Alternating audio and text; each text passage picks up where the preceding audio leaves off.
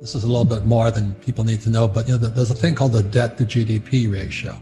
When the thing crashed in 2020 in March, the debt went up and the GDP, the gross domestic product, went down. This has happened throughout history.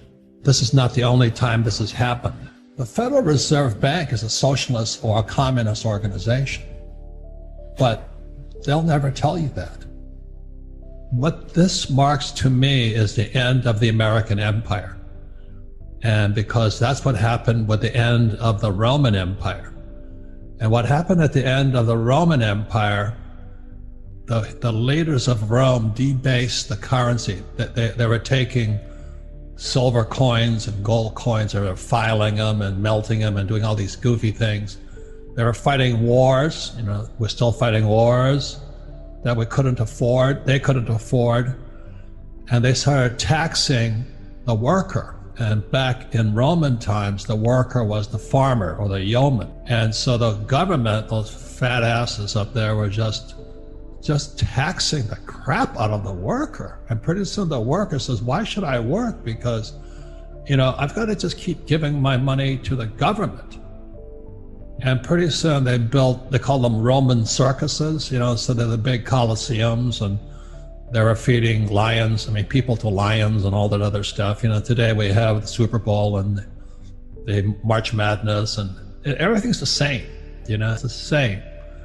Our Federal Reserve Bank, our Treasury, and our government has messed up the US dollar so much that they have to find a way to keep people happy. So the stimulus money they print, everybody says, oh God, it's because they shut the economy down and this and that. Everybody says, yeah, so they're going to give me PPP and all of this stuff. So just remember this, that money comes from production.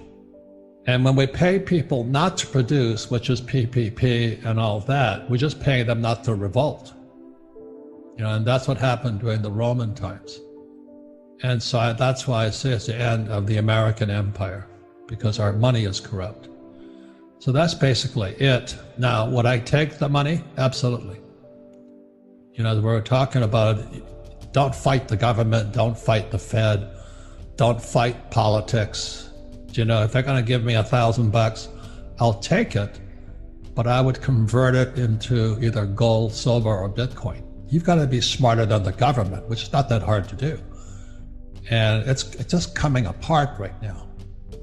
And, like when the Fed talks about stimulus checks, well, the only people that get rich, they get all that money for free. It goes into them via BlackRock, a hedge fund, and it goes straight into Wall Street. And then the guys who own Facebook and Amazon get richer. UBI is a small part of it. What they're doing is they're propping up zombies. And zombies are companies that are mismanaged, like Hertz right now is completely bankrupt. Boeing is bankrupt. The cruise ships are bankrupt. Ford's bankrupt. And the Fed, the Treasury, and Wall Street keep propping them up. I've said to your generation, you have more power today with that iPhone than any other generation in history. That iPhone, is that 2007 or 2009 it came out? Man, you guys have so much power to be the best entrepreneurs in the world. So there's a lot of good things happening for you guys, except if you went to school and you're taught by those incompetent school teachers, like my poor dad. Now, they're good people, but they haven't got any, as they say in Spanish, no cojones.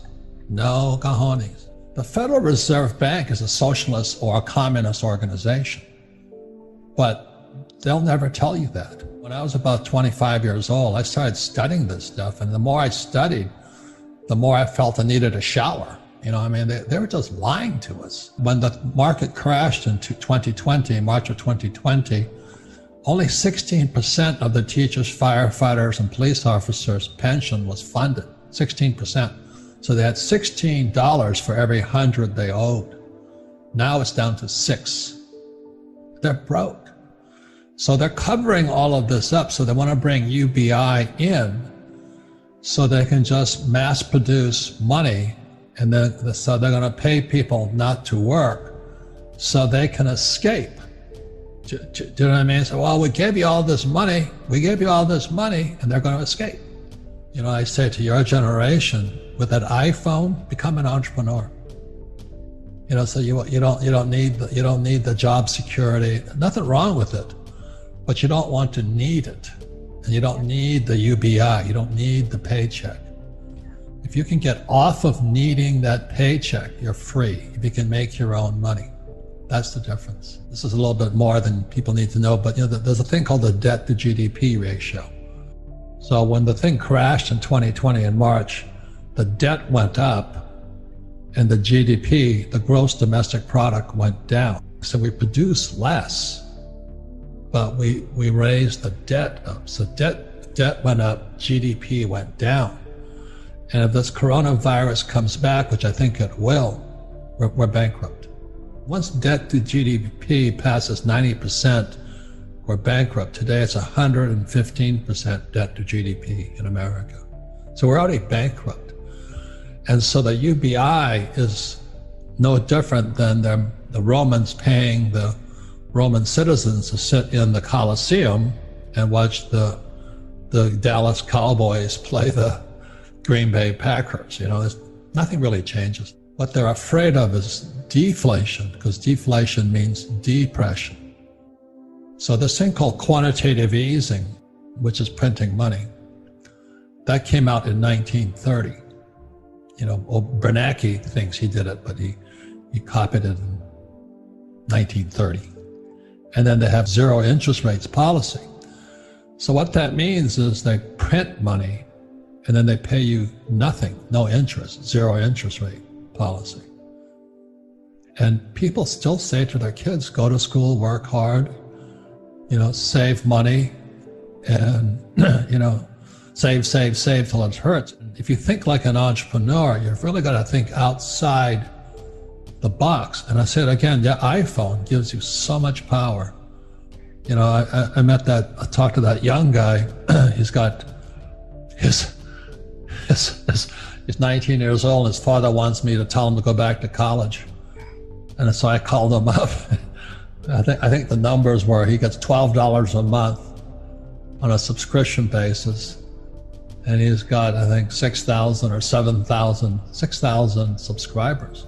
So he's making like $72,000 a month. And he says, my father thinks I should go back to college. I said, well, I hate to tell you, so I called his father and said, I think your son's in good shape. You know, I was watching CNBC this morning with that's another communist organization, but they had this guy named Jim Grant get on there, and he was explaining exactly what I'm saying to you guys. You can't just keep printing this money. And so CNBC asked him, I says, so what should you do? He says, buy gold and buy silver. He says, they're going to destroy the dollar.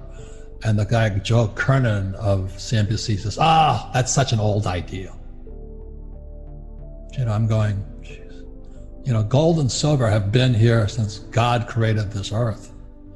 And Bitcoin is the next replacement to that.